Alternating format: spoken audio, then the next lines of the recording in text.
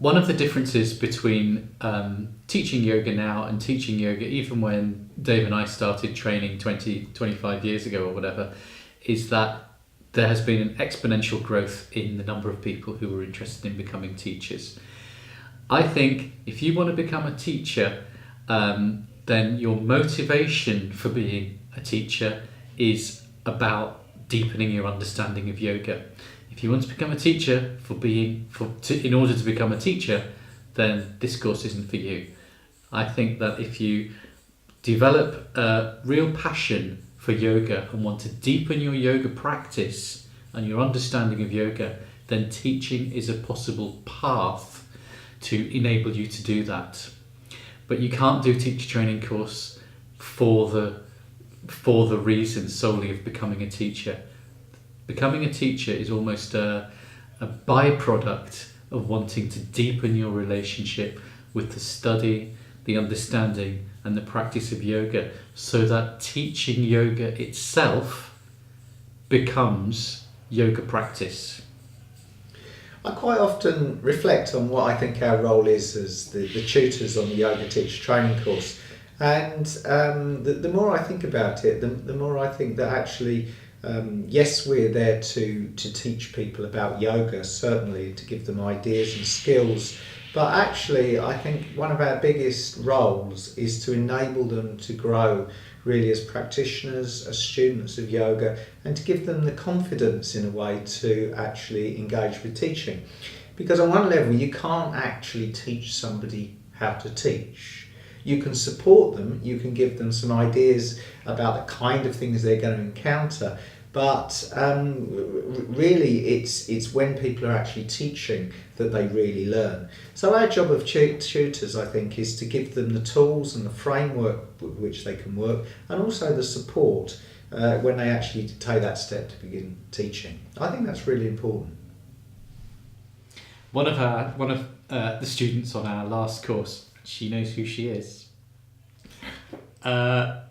did the course with no interest or intention of becoming a teacher, and she was very explicit about that. She said, she just wants to learn about yoga.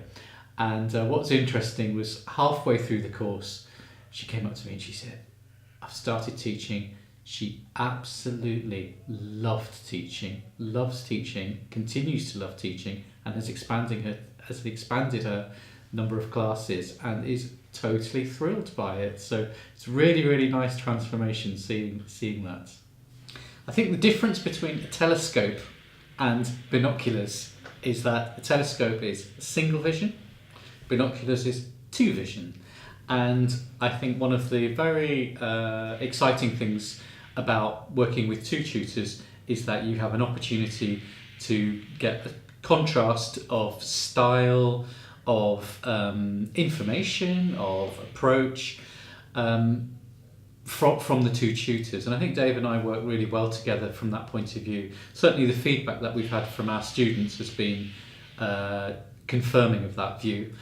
But it's not so far apart that there's any conflict. I think because Dave and I have both pretty much had the same yoga background, then we're singing from the same song sheets, so to speak, but at the same time highlighting different areas, and I think that enables the students to get a binocular vision rather than a monovision, and it's a tremendous support to have two people as teachers, support for the teachers themselves, but also support for the students. So when you think about the content of the teacher training course, obviously we cover some basic ideas around the practice of yoga. We study some key asanas, some key postures, also some pranayama, and we invite you as potential students to keep a diary of pranayama practice. That's actually quite unique for people because often they don't necessarily come with that much experience of pranayama. So this is an area in which people really develop their experience.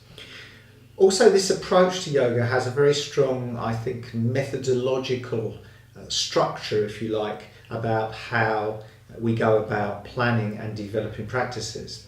Although on one level the Vinyasa approach to yoga is kind of very individually based in the sense that there isn't a preset sequence of postures, for example, that we work with, there is actually a very strong structure that underlines the way that you would construct a practice.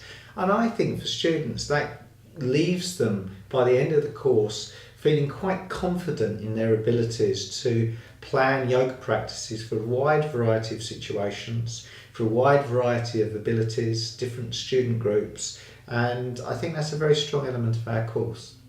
The other thing I would say is that we place quite a lot of emphasis on the philosophy of yoga and in particular the study of the Yoga Sutra. Now for us, the philosophy isn't divorced from the practice. In fact, what you would encounter if you come and do some training with us is that really we use the ideas of the Yoga Sutra and the other philosophical bases for yoga to really inform what we're doing in the practice.